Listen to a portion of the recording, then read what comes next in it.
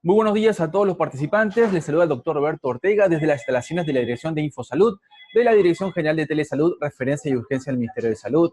Empezaremos la telecapacitación programada para el día de hoy, miércoles 26 de septiembre, a cargo del equipo del Instituto Nacional de Salud del Niño de Breña. Quisiera recordarles que cualquier pregunta, duda o consulta pueden hacerlas llegar usando el chat en cualquier momento de la exposición, las cuales van a ser respondidas al final.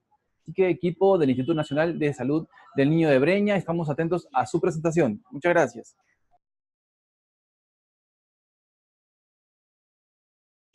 Presentación de nuestro médico, doctor Lucas Rojas, médico del Servicio de Gastroenterología. El tema que va a tratar hoy día es diarrea aguda en pediatría. Es un tema muy importante en nuestra patología, en nuestras enfermedades que tenemos en los niños. Entonces le vamos a dar paso al doctor, al doctor, ahí está diciendo.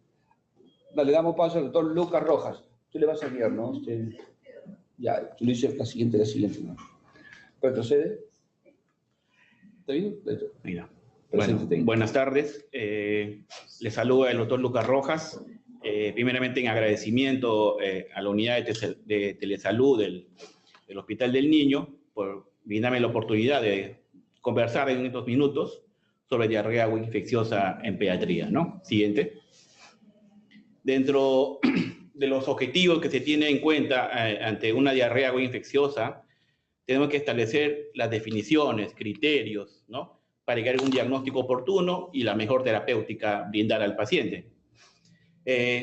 Tenemos que fortalecer el uso de hidratación oral como parte primordial, una piedra angular en el manejo de estos pacientes, ¿no? Tanto en la prevención como en el tratamiento.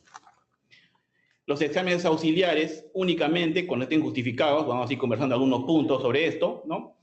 Y obviamente todo conlleva a disminuir complicaciones y mortalidad por la diarrea aguda infecciosa, que actualmente en el mundo sigue siendo causa en países en desarrollo todavía una significativa causa de mortalidad, ¿no? Y por último objetivo, disminuir la variabilidad injustificada de la práctica clínica de la diarrea aguda infecciosa. O sea, de alguna forma todos tratar de hablar el mismo idioma, ¿no? Y en bien del paciente, tanto el abordaje como la terapéutica. Siguiente. Algunos datos estadísticos sobre diarrea aguda infecciosa o diarrea aguda. 2.2 millones de muertes al año se producen. Es la tercera causa de muerte, ¿no? Se da más o menos en lo que es pediatría en el niño, 8 episodios por niño por año, ¿no? Mayormente afectado o un pico entre los 6 y 12 meses, justamente cuando inician la alimentación complementaria, ¿no? Y obviamente si vemos el impacto más indeseable es la mortalidad. Entonces, en los pacientes menores de 5 años, como un indicador de salud en un país, nos dice que la causa principal de esa muerte se debe básicamente a la deshidratación. Entonces, partiendo de ese punto, la hidratación va a ser como dije, una piedra angular en el manejo de prevención y corrección de la deshidratación causada por la diarrea aguda infecciosa, ¿no?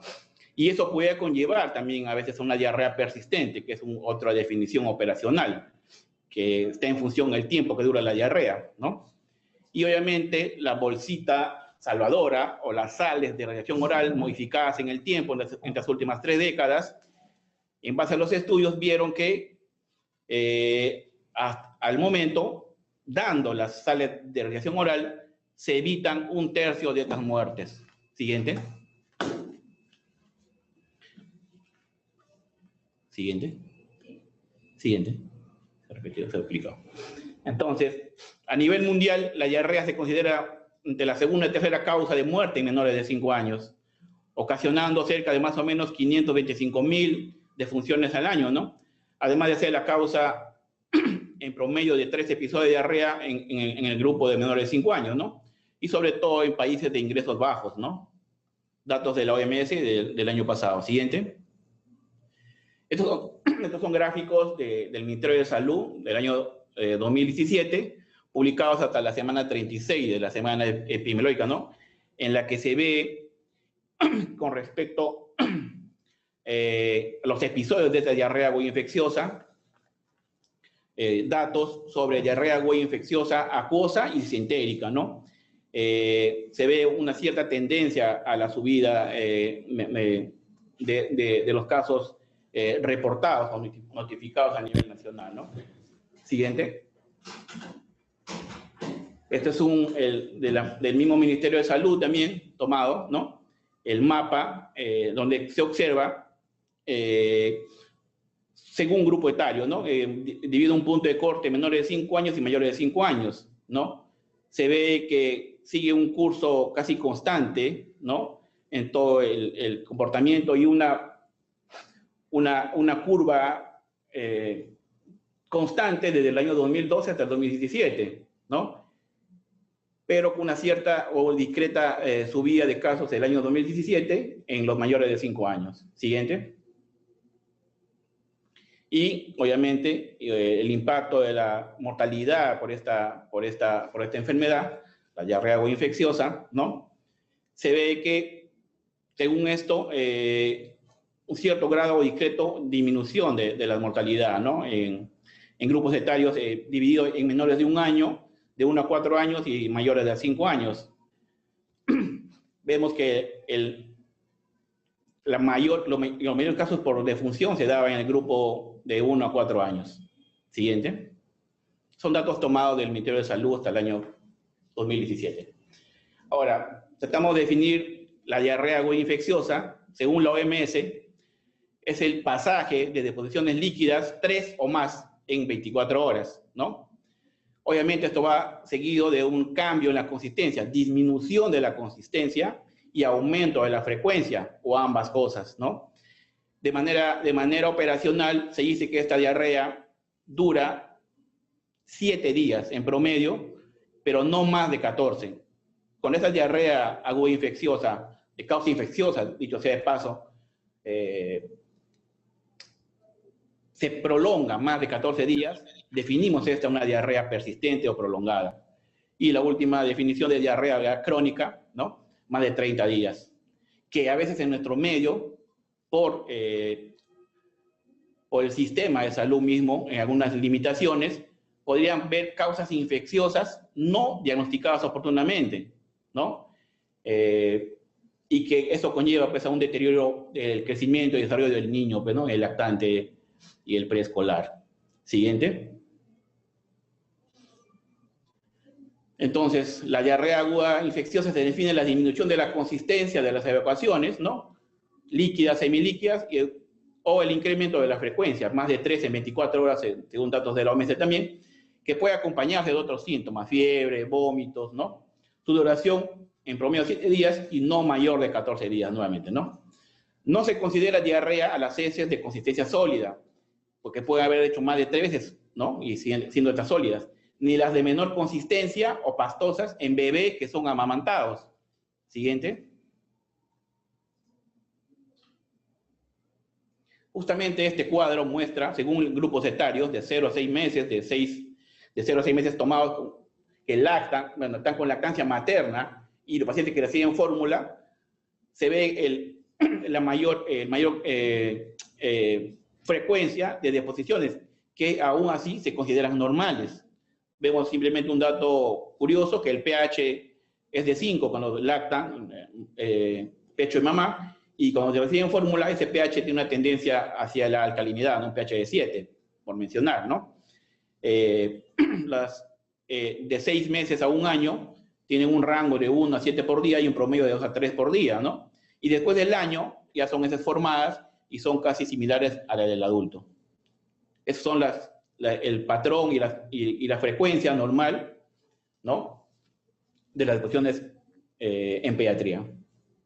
Para poder definir más adelante, porque no solo la frecuencia te va a determinar eso, ¿no? De manera operacional, esa frecuencia, ese incremento de frecuencia, a su vez, se acompaña de una disminución de la consistencia, ¿no? Deposiciones líquidas o semilíquidas. Siguiente.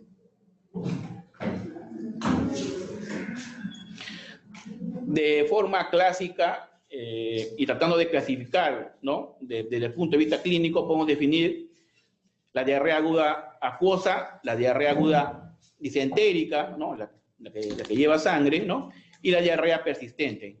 básicamente la última clasificación de persistente, más que todo es por el tiempo, por la duración. Por la duración, ¿no?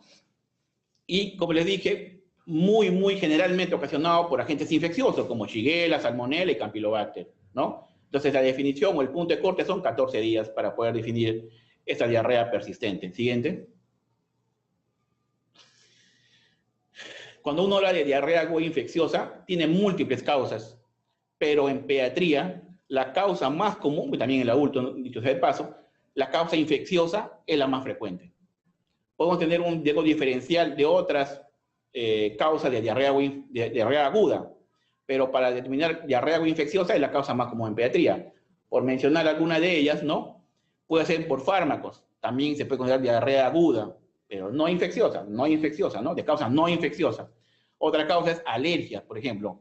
En lactantes menores, tener en consideración, en menores de 6 meses, ¿no? Que reciben lactancia mixta, leche mamá y fórmulas, tienen un riesgo, si hay factores de riesgo, obviamente, en esta familia, de que el niño haga alergia a la proteína de leche de vaca. También dentro de un diagnóstico diferencial. Y dicho sea de paso también, que es común, se ve en las emergencias, lactantes con buen estado general, con deposiciones que cumplen la definición de diarrea y con sangre, pero son proctocolitis alérgicas y que muchas veces reciben un tratamiento empírico inicial desde la emergencia por el personal de salud que indican antibióticos, ¿no? Entonces hay que tener presente que otras causas también causan diarrea aguda, pero cuando hablamos de diarrea aguda infecciosa, netamente, o gastroenteritis en niños, vemos que la causa más común también son los virus, el 75-90%.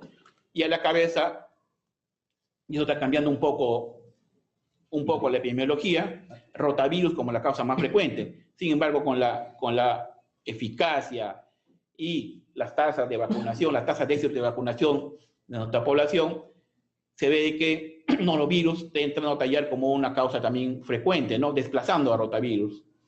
Y siguen después las causas bacterianas, que es un 10 a 20%, ¿no? Salmonella, Shigella, Campylobacter como causas, y E. coli también, ¿no? En sus diferentes variedades. Y un 5% o menos de esta por parásitos. En nuestra población, giardiasis y pacientes inmunocomprometidos, podemos encontrar criptosporidium como una causa también a tenerlo presente, ¿no? Siguiente. Dentro de los procesos fisiopatológicos, vemos en la imagen, al lado izquierdo, procesos fisiopatológicos que interrumpen con este balance entre absorción y secreción que se altera en el tubo digestivo del paciente. A la izquierda vemos en el gráfico que es una causa viral, el prototipo, el rotavirus, ¿no? Como causa de esta efecto citotóxico del virus, del rotavirus, ¿no? En el medio vemos un ejemplo del cólera, ¿no?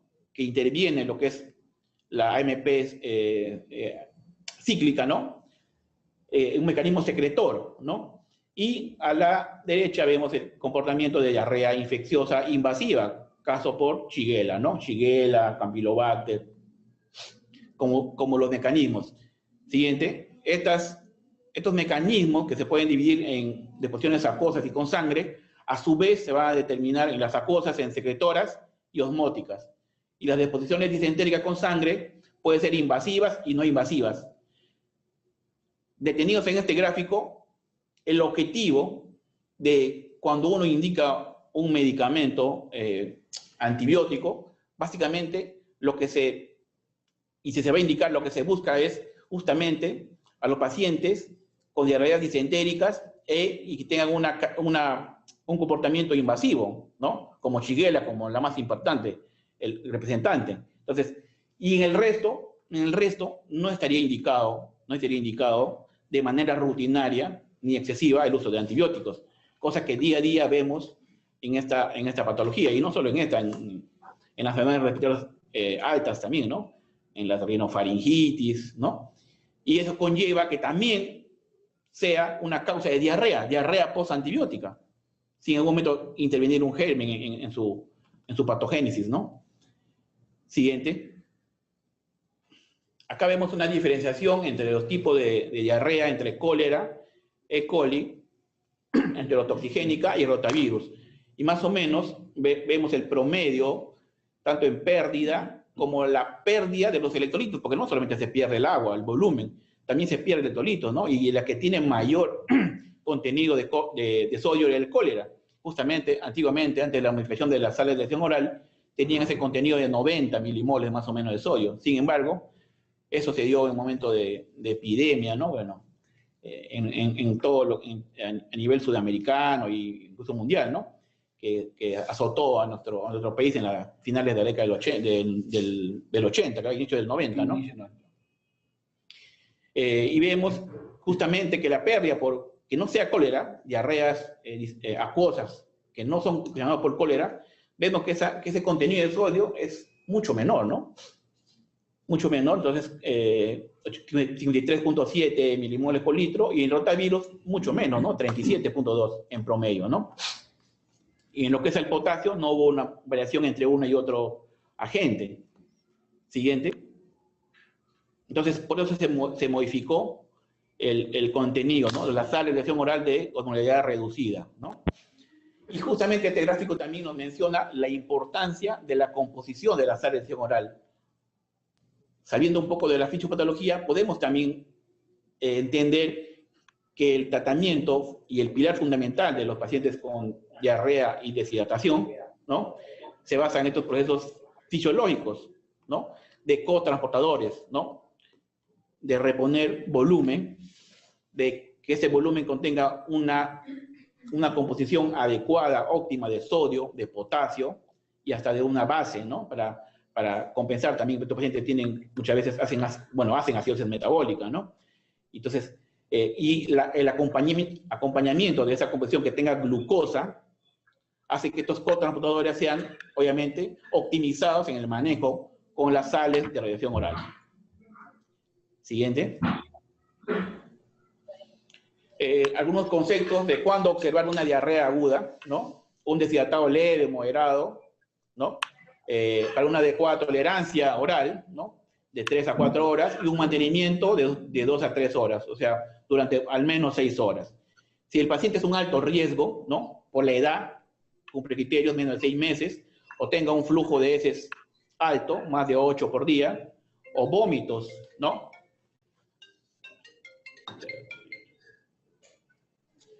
O vómitos más de 4, también debería estar en observación por lo menos unas 6 horas.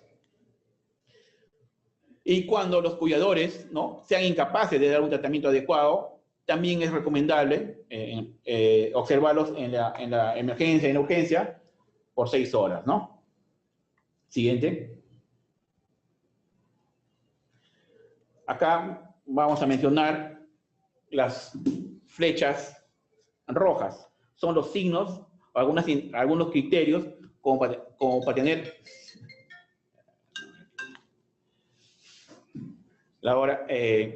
las flechas rojas, ¿no? Que nos indican qué paciente tiene un alto riesgo de complicarse, de hacer complicaciones, ¿no? Obviamente por los datos clínicos de la persona, del familiar, de la madre, del padre, o la persona encargada de los niños, preguntar, ¿no?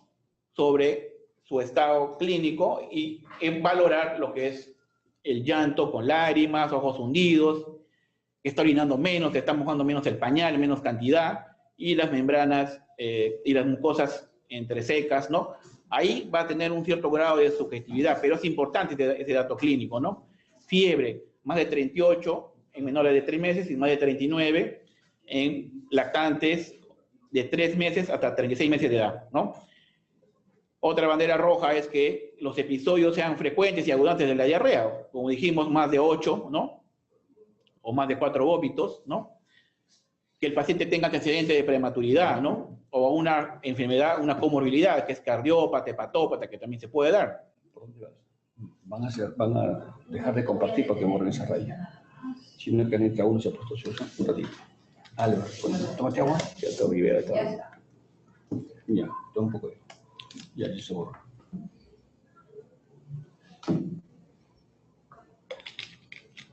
Otra bandera roja es el cambio en estado mental, ¿no? El paciente puede estar un poco más hipoactivo, apático, ¿no? Irritable. Ese dato lo va a dar obviamente el cuidador, el familiar, ¿no?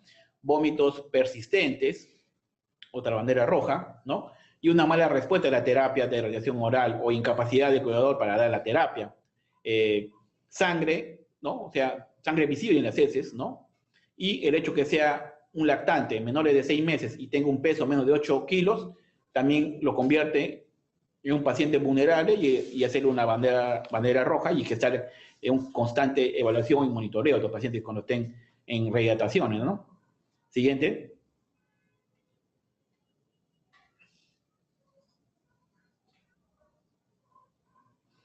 Algunos factores que aumentan el riesgo, que esa diarrea aguda infecciosa, que como dijimos por definición, debe durar 7 días y no más de 14. Algunos factores a tener en cuenta es que, y se prolongue más de esos 14 días, es que el paciente, el lactante, no esté recibiendo lactancia materna exclusiva, ¿no? Que tenga un grado, un compromiso antropométrico, ¿no? Percentiles por debajo, bueno, desviación estándar, perdón, por debajo de 3, ¿no? Los índices antropométricos, peso, talla edad, o peso edad.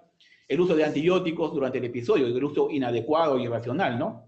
No indicado por personal de salud, es automedicación. Y a veces el personal de salud también indica de manera no muy racional estos antibióticos. Presencia de cualquier tipo de inmunodeficiencia, ¿no? Tener más de 10 celebraciones al día y antecedentes de deshidratación recurrente aumenta el riesgo que el paciente pueda hacer una diarrea persistente. Siguiente. La evaluación clínica en los pacientes con diarrea aguda infecciosa, ¿no? Es importante porque en base a eso y dependiendo del nivel de atención de nuestro sistema de salud, va a depender que podemos, según la evaluación clínica, que sea minuciosa, ¿no? Poder dar una buena terapéutica y qué pacientes discernir y ver que si vamos a seguir un plan A, un plan B o un plan C, ¿no? La gravedad de la deshidratación va a depender de la cantidad de signos y síntomas, de la frecuencia, de la cantidad, que eso va a conllevar que el paciente esté un poco más irritable, letárgico, que comience a orinar menos, ¿no? Que tenga una piel pálida o moteada, reticulada, extremidades frías, es un dato ya de choque, un poco más tardío, más de 5 ecuaciones diarreicas en las últimas 24 horas, 2 o más vómitos en las últimas 24 horas, ¿no? Y que el paciente tenga una pobre tolerancia a los líquidos brindados, incluso hasta el seno materno, ¿no? El parámetro ideal para el diagnóstico de deshidratación, el gold standard, es el porcentaje de pérdida de peso. Sin embargo, muchas veces, cuando uno hace la anamnesis y pregunta al familiar, ¿no? ¿Cuánto ha pesado su niño? Tiene desconocimiento o no lo ha pesado hace mucho tiempo, ¿no? Entonces, ese dato es el gold standard, pero sin embargo, muchas veces en la práctica diaria no va a ser dado por el familiar, ¿no? Siguiente. Para clasificar el grado de deshidratación se debe evaluar en la parte de la historia clínica y la exploración física 3 puntos importantes: el llenado capilar, la disminución de la turgencia de la piel, ¿no? Y el tener ya taquicardia y un patrón respiratorio alterado, policneico, ¿no? Taquicneico, respirando rápido. Y eso se debe básicamente por el proceso fisiopatológico, que los pacientes tienen acidosis metabólica como una complicación, ¿no? Corregible con el hecho de hidratar al paciente. En menores de 18 meses, una búsqueda sistemática, ¿no? Debe también evaluar fontanelas como un signo para evaluar ese grado de deshidratación. Siguiente. Acá tenemos en cuenta unas tablas, voy a pasarlas rápidas, solamente para tener según grupo etario, la frecuencia cardíaca, respiratoria y las presiones según grupo de edad, ¿no? Eso lo pueden encontrar de mano en mucho texto de consulta, ¿no? Siguiente. Igual acá, ¿no? Por grupo de edad, percentiles, de percentil 5, obviamente como punto de corte inferior, tanto para la cardíaca como la frecuencia respiratoria por grupo de edad. Siguiente. Entonces, dentro de la historia clínica y la evaluación física del paciente, hay una serie de scores, score de la OMS, ¿no? El score de Gorelick y una escala de evaluación clínica.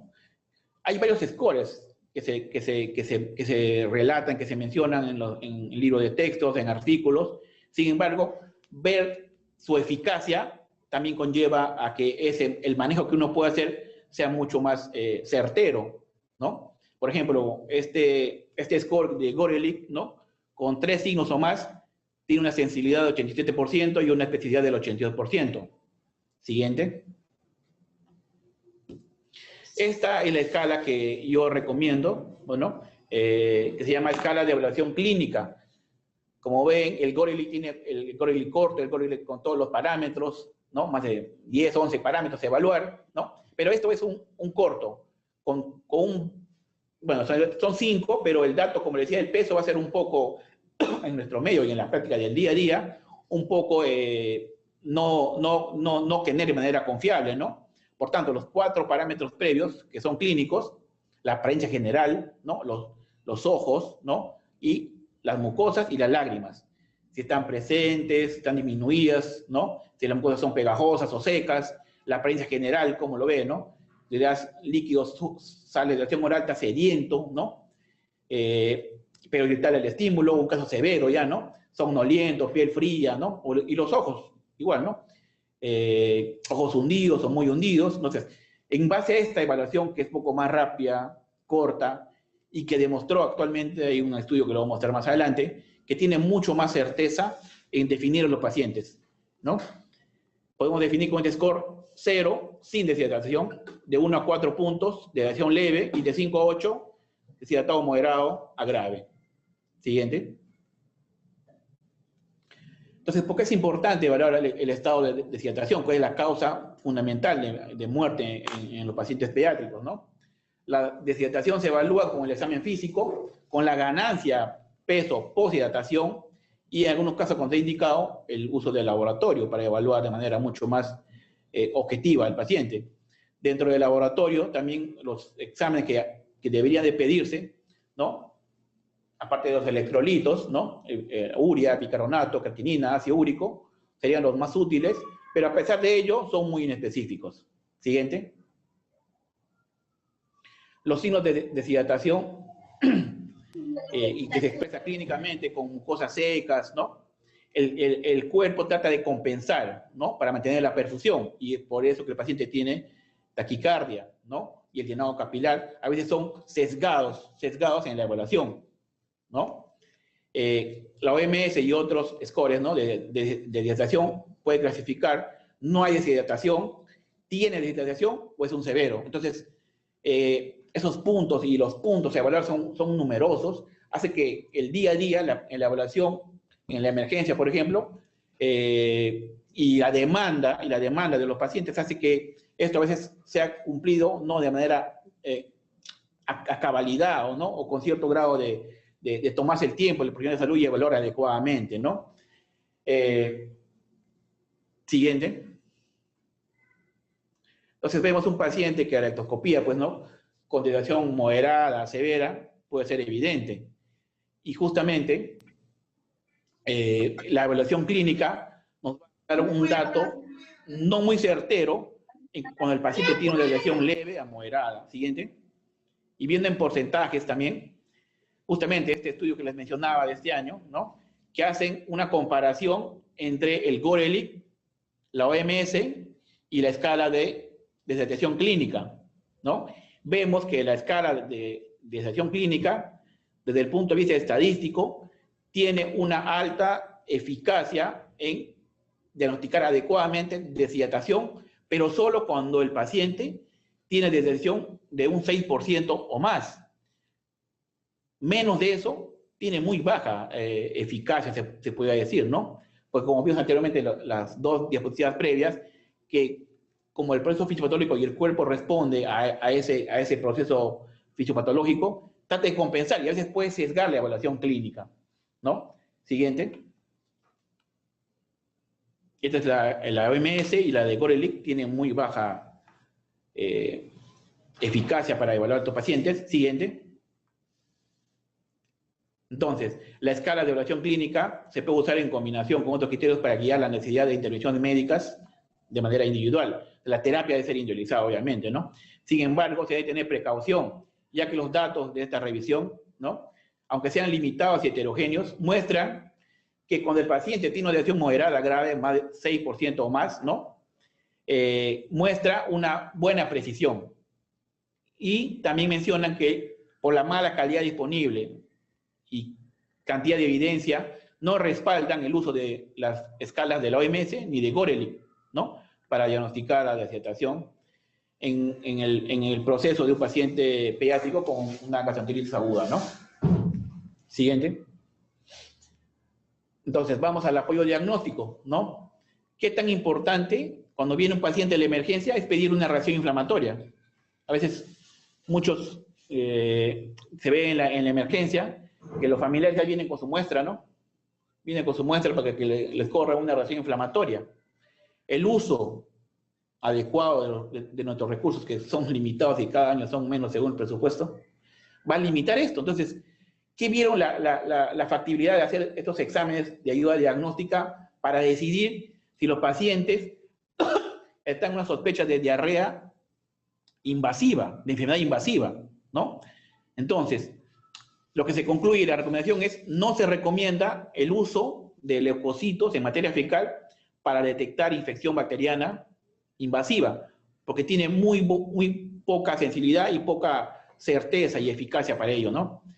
Más bien se sugiere la presencia de sangre macroscópica, ¿no?, en combinación con, por ejemplo, fiebre alta, mayor o igual a 39, como datos de mayor probabilidad y de indicar que estos pacientes probablemente tengan una enfermedad invasiva y ameritaría el uso recién de antibióticos.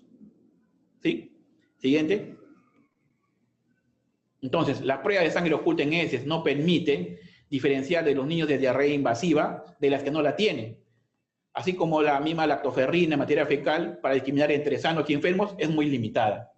La mayoría de casos de diarreas, ¿no?, menor a 7 días de duración, no requieren estas pruebas paraclínicas para el diagnóstico. Llámese leucocito, la reacción inflamatoria, sangre oculta, lactoferrina, ELISA para determinar si es rotavirus, adenovirus, coprocultivo, lactosa, sustancias reductoras en materia fecal. No tienen un gran rendimiento en estos pacientes con diarrea aguda infecciosa. Siguiente. Entonces, leucocitos fecales y sangre oculta, los menos útiles. Leucocitos fecales solos, muchos falsos negativos. Sangre oculta, estudios limitados. Sensibilidad y especificidad intermedias. Siguiente. La posibilidad de infección bacteriana aumenta cuando se encuentran algunos datos clínicos como fiebre y fiebre alta, dolor abdominal, evacuaciones con sangre. Esos datos nos sirven más, como lo recomienda en la pregunta que se inició, ¿no?, hace 3 diapositivas previas. Cuando es posible, el conteo de leucocitos en heces, así como en el caso de diarrea prolongada, o sea, en la que dura más de 7 días, en esos casos podría estar indicado recién es pedir un coprológico, ¿no?, un examen coprológico. Los niños con diarrea aguda infecciosa solo requieren investigación etiológica para ver qué es lo que le causó su diarrea, en caso que el paciente tenga una comorbilidad, enfermedades crónicas. Cuando la diarrea dura más de 7 días, se prolonga más de 7 días, que el paciente tenga antecedentes de recientes viajes al extranjero, la diarrea del viajero, y en estudios de salud pública y estudios epidemiológicos. En esos 4 se está indicado recién buscar la causa etiológica. Los demás no estaría indicado, ¿no? Siguiente. Determinar ya cuando el paciente tiene un grado de detección moderada para severa y que tiene muchos datos que puede, o riesgo de quedar hospitalizado, ya se complementa algunos estudios, ¿no?, electrolitos séricos, ¿no?, para ver en el caso de detección moderada o grave, ¿no?, que va a requerir obviamente la administración de líquidos endovenosos, ¿no? La proteína C reactiva o la procalcitonina no es de utilidad para evaluar al paciente con diarrea aguda. Siguiente. La presencia de sangre en las heces, generalmente causadas por gérmenes invasivos como Shigella, Campylobacter, Salmonella o entamoeba histolítica invasiva, ¿no?, con existentes alteraciones del volumen de los líquidos y alteraciones electrolíticas de un paciente con diarrea aguda, es más importante corregir ese problema que tratar de identificar a la gente. Eso es lo más importante, ¿no? Siguiente. Y también tenerlo presente dentro de un diagnóstico diferencial, los pacientes que cumplen los criterios que vimos al inicio de diarrea aguda, infecciosa, o la disminución de la consistencia o la frecuencia, también pueden simular otros entes patológicos mucho más serios y no tratarse de una diarrea aguda infecciosa. Por ejemplo, un dolor abdominal con signos peritoneales, vómito bilioso,